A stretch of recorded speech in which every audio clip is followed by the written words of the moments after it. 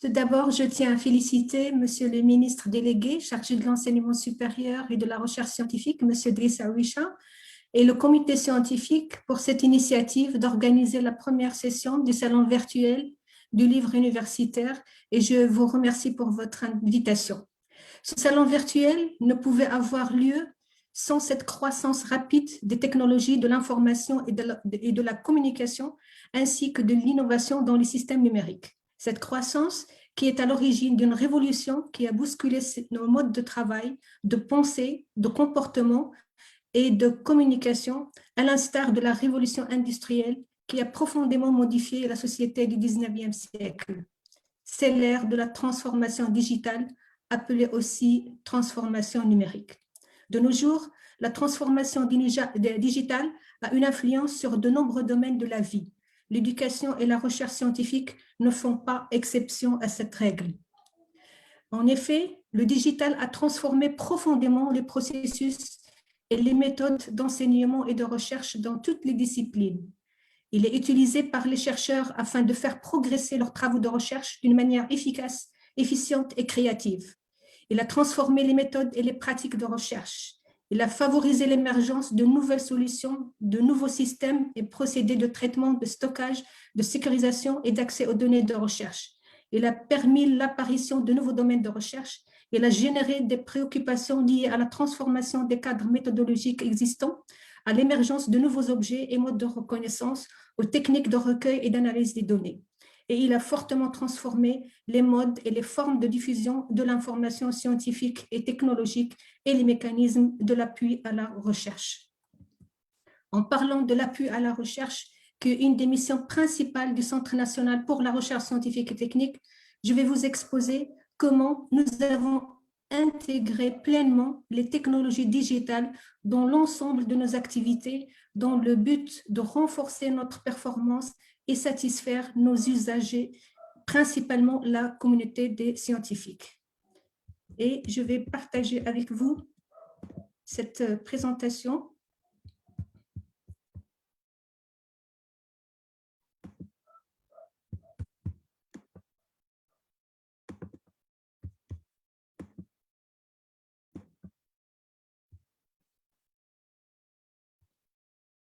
D'abord, le CNRST. Le CNRST, c'est un pilier principal dans la mise en œuvre de la politique gouvernementale en matière de recherche scientifique et d'innovation. Il a pour mission principale la promotion, le développement et la valorisation de la recherche scientifique en fonction des besoins culturels, économiques et sociaux de notre pays.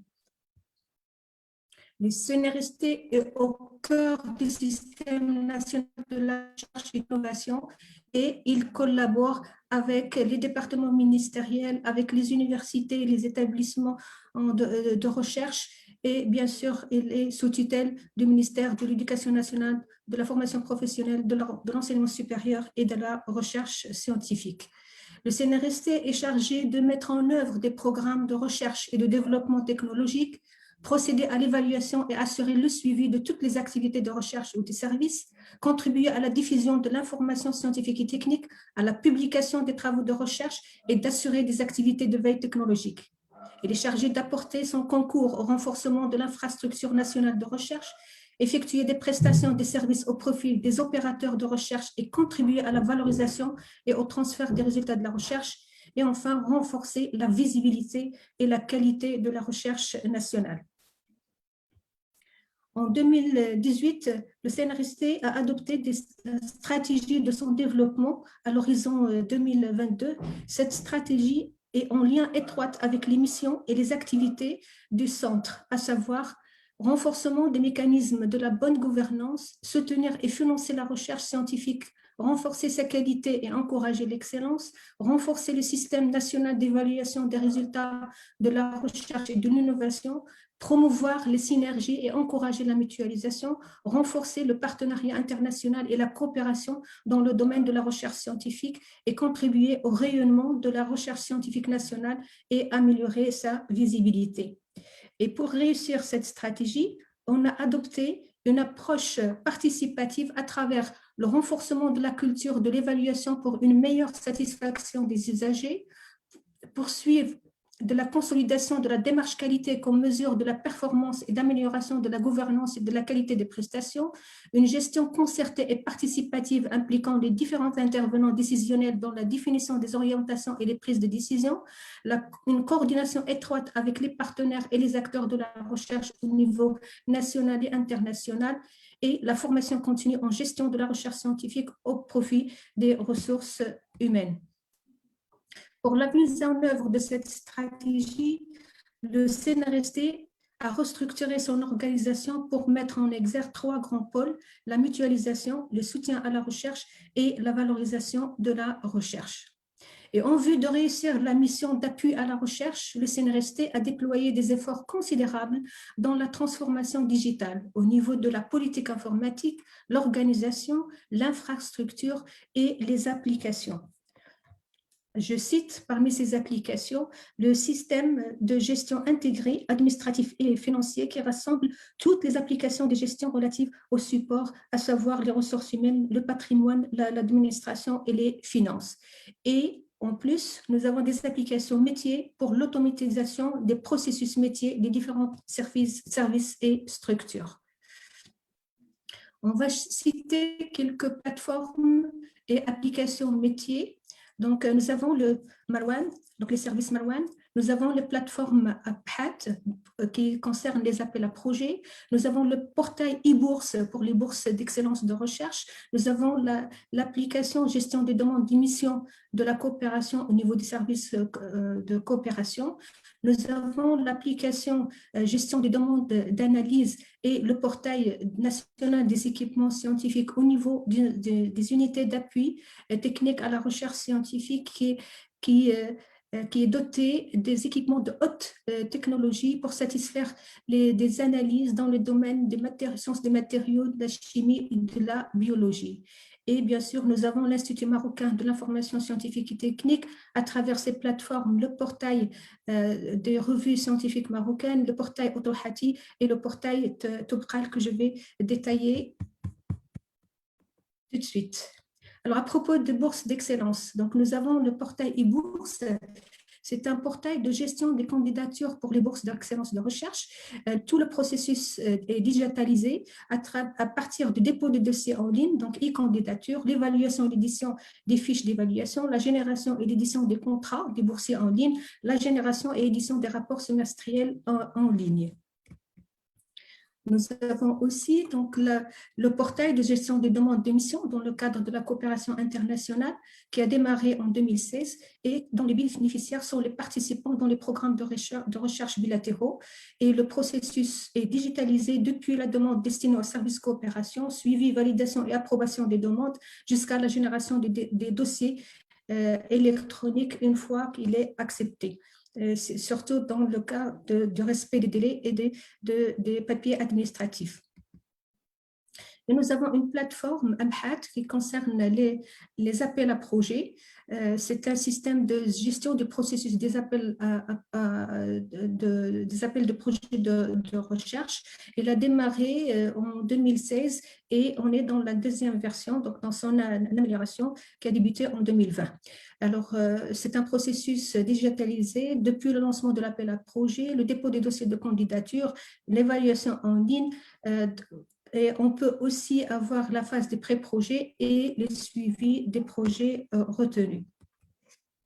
Et nous avons bien sûr Marwan. Je rappelle que Marwan, c'est le réseau académique national pour l'enseignement et la recherche qui s'occupe de la supervision et de l'exploitation des réseaux académiques dans de bonnes conditions et assure son évolution.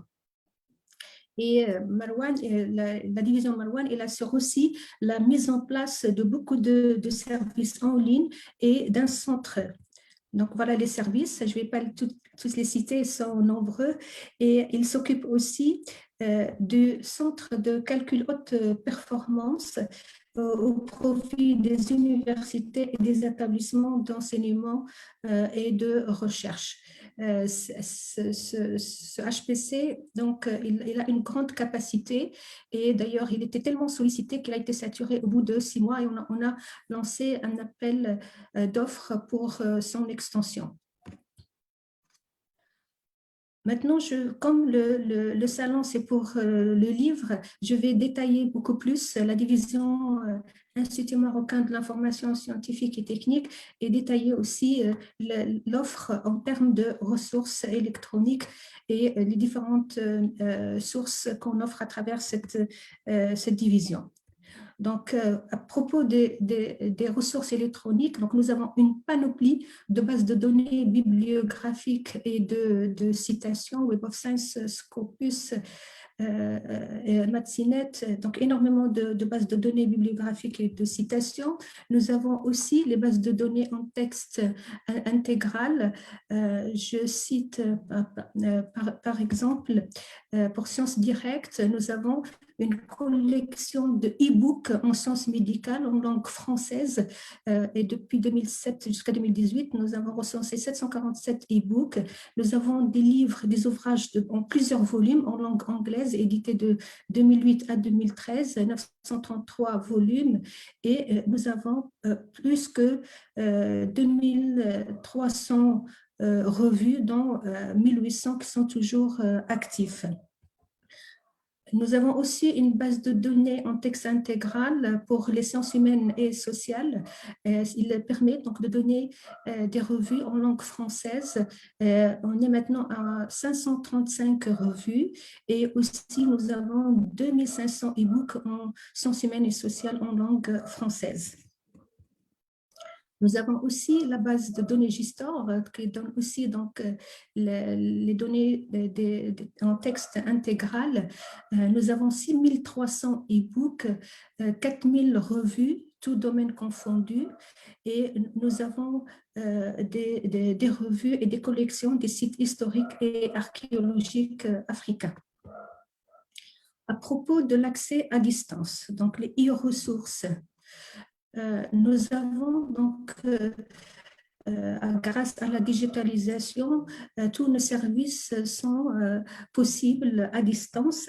Donc, toute la panoplie de bases de données que j'ai citées ont un accès à distance. Il suffit que l'enseignant-chercheur ou le doctorant ait une adresse mail institutionnelle. Donc, pour le moment, nous avons 11 universités nationales qui profitent de ces ressources. Nous avons un nombre global de comptes créés, plus de 110 200, un nombre de comptes créés seulement en 2020, 1061. Nous sommes visités par 212 699 visiteurs, et le nombre d'étudiants, et donc les étudiants, ce sont les doctorants et les enseignants-chercheurs ayant utilisé notre plateforme, il est un peu plus de 3000 étudiants et chercheurs. Nous offrons aussi, grâce à la digitalisation, une solution anti-plagiat, un logiciel anti-plagiat, c'est la solution Urkund. Alors, Urkund, notre public cible, ce sont les enseignants des universités publiques marocaines et le doctorant à partir de la deuxième année. L'objectif de cette solution anti-plagiat, c'est améliorer la qualité des travaux de recherche et le contenu de la production scientifique marocaine, détecter les similitudes dans les travaux de recherche scientifique et essayer de les éviter, garantir la paternité sur les travaux de recherche. Le CNRST s'engage à créer les comptes anti-plagiat, assister à l'utilisation d'Urkund. D'ailleurs, on offre aussi des formations en ligne sur l'utilisation d'Urkund. D'ailleurs, le lundi 26, il y aura des formations sur cette solution. Et bien sûr, on s'engage aussi sur la résolution de tous les problèmes techniques et éditer des rapports et des statistiques relatifs à l'utilisation de cette solution. D'ailleurs, quelques chiffres, le nombre de comptes créés hors compte en 2020, il est de 4758 comptes, donc partagés entre les enseignants-chercheurs et les doctorants, et le nombre de documents qui ont été soumis pour analyse en 2020, il est de 21 530. Donc, ça veut dire que cette solution est très, très convoitée par les enseignants-chercheurs et les doctorants. D'ailleurs, son point fort, c'est qu'il permet de ne pas tomber dans le plagiat parce qu'on corrige au fur et à mesure de la rédaction de nos articles, de nos travaux de recherche. À chaque fois, on le fait passer dans le pour-compte pour éviter de tomber dans le plagiat. On offre aussi le catalogue national des thèses en cours Otorohati. Alors, Otorohati, c'est une plateforme qui permet le signalement des thèses de doctorat en cours de préparation dans le centre d'études doctorales marocain. À ce jour, elle contient plus de 31 000 sujets de thèse. Alors, quel est l'objectif de cette plateforme? Eh bien, les objectifs sont nombreux. D'abord, favoriser la collaboration et la communication entre les chercheurs, c'est-à-dire avant qu'un chercheur propose un sujet de thèse, normalement, il doit consulter cette plateforme pour voir est-ce que son sujet de thèse est déjà traité dans une université. Donc ça, c'est un point qui est très positif. Il permet aussi de renforcer la visibilité sur l'état de la recherche doctorale marocaine et identifier les sujets d'intérêt. Il valorise la recherche scientifique dans les différentes universités. Il permet d'accéder aux données sur les sujets de recherche pour une meilleure efficience de l'effort de la recherche. Quelques statistiques sur cette plateforme Otorohati. Nous avons plus que 31 000 thèses qui sont préparées, donc en cours, à travers les 12 universités. Donc, presque toutes les universités publiques soumettent des sujets de thèse sur cette plateforme. Nous sommes visités par presque plus que 100 pays étrangers. Et nous avons enregistré 11 000 visites cette année. Bien sûr, l'enrichissement de Otorohati dépend en premier lieu de l'engagement des centres d'études doctorales, parce que c'est à partir du CEDOC que Otorohati est alimenté. Et donc, il faut qu'il y ait une alimentation régulière pour que notre plateforme soit exhaustive. Et puis aussi, il faut que les CEDOC s'engagent à modifier ou retirer le sujet de recherche une fois la thèse est soutenue. Nous avons aussi le catalogue national des thèses et mémoires, Toubkal. Alors, Toubkal, il a été lancé dans le cadre d'une politique gouvernementale visant la promotion et le développement de la recherche scientifique. Il est le résultat d'une collaboration entre le CNRST à travers l'Institut marocain d'information scientifique et technique, entre les établissements d'enseignement supérieur et de recherche et entre les chercheurs marocains. L'objectif est de centraliser les thèses soutenues au Maroc dans une plateforme unique et mutualiser les efforts dans ce sens, promouvoir et rendre visible une partie importante de la recherche scientifique nationale, faciliter l'accès à l'information scientifique et technique nationale en faveur des chercheurs nationaux et internationaux, protéger le patrimoine scientifique national par la paternité, favorisée par la mise en ligne. Quelques chiffres. Nous avons plus que 12 000 thèses intégrées et plus que 1800 thèses en texte intégral. Notre communauté, c'est toujours les 12 universités publiques et nous sommes visités par 200 pays, un petit peu plus que 200 pays, et nous avons plusieurs milliers de téléchargements. Et puis, je vais vous parler du portail de revues scientifiques marocaines, qui est le premier portail électronique au niveau national, le PRSM. Alors, le PRSM, Dans le cadre de la valorisation de la diffusion de la production scientifique marocaine, l'IMIST a lancé ce projet édition électronique des revues scientifiques marocaines. Ce projet consiste à prendre en charge le processus de mise en ligne des revues scientifiques, qu'ils soient nouvelles ou déjà existantes et qui sont éditées par les chercheurs marocains et l'archivage de leur contenu. L'objectif principal, c'est rendre cette production scientifique visible et accessible à l'échelle nationale et internationale. Et donc, l'objectif de ce portail, c'est remédier à la situation d'invisibilité et d'éparpillement de revues savantes marocaines, surtout les revues dans les domaines des sciences humaines et sociales, participer au rayonnement de la recherche scientifique marocaine, tant au niveau national qu'international, répondre aux besoins d'utilisateurs réels et potentiels, que ce soit les chercheurs, enseignants, doctorants, décideurs, élaborer un système d'édition, de diffusion et de partage de l'information scientifique, accompagner les éditeurs des revues adhérentes dans le processus d'indexation d'OAJ, Google Scholar et Web of Science. Je rappelle que toutes les revues qui sont hébergées sont indexées Google Scholar.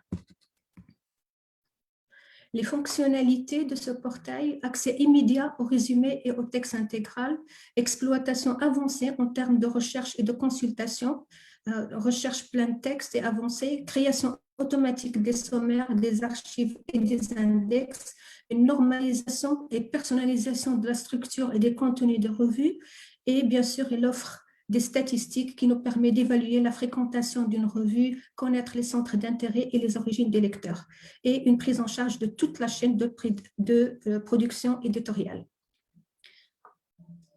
Notre portail compte plus que 115 revues hébergées, développées et hébergées, plus que 400 revues signalées. Il recense 98 revues en sciences humaines et sociales. Nous citons 432 000 visites à partir de visiteurs aussi, de plus que 190 pays. Et nous avons, donc depuis le lancement de ce portail jusqu'à maintenant, plus que 630 000 téléchargements.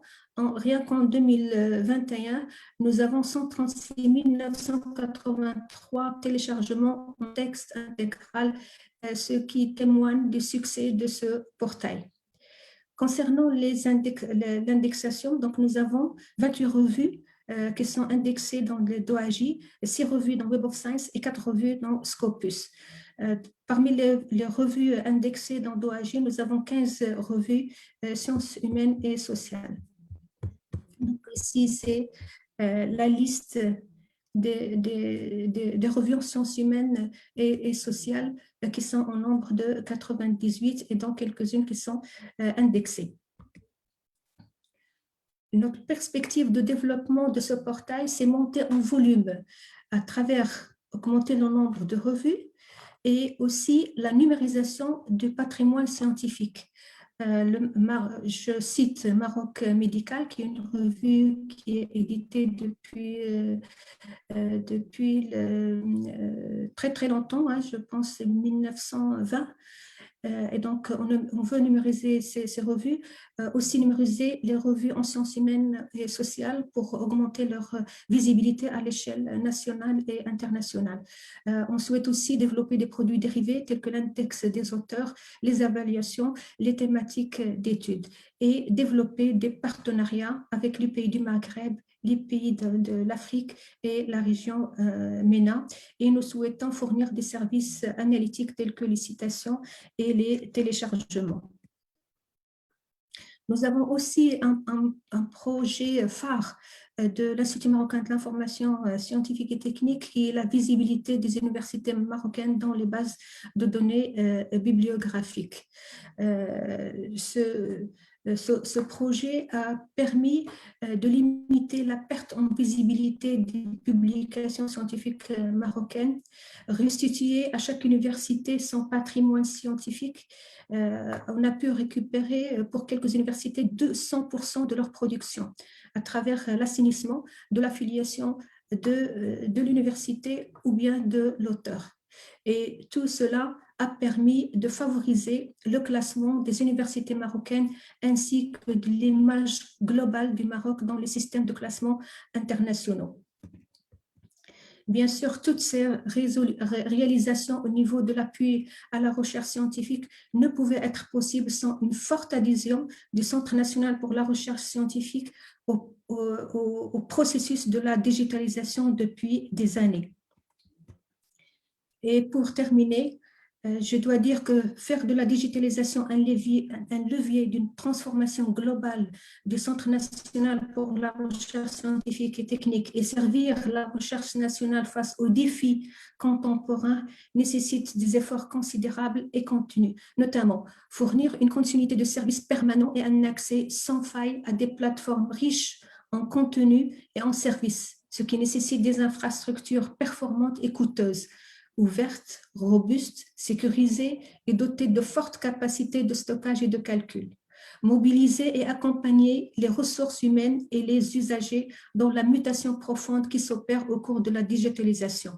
Enrichir sans cesse les services pour satisfaire les exigences de la communauté scientifique. Et enfin, envisager une transformation profonde de l'organisation des processus, de la culture et du modèle managériel.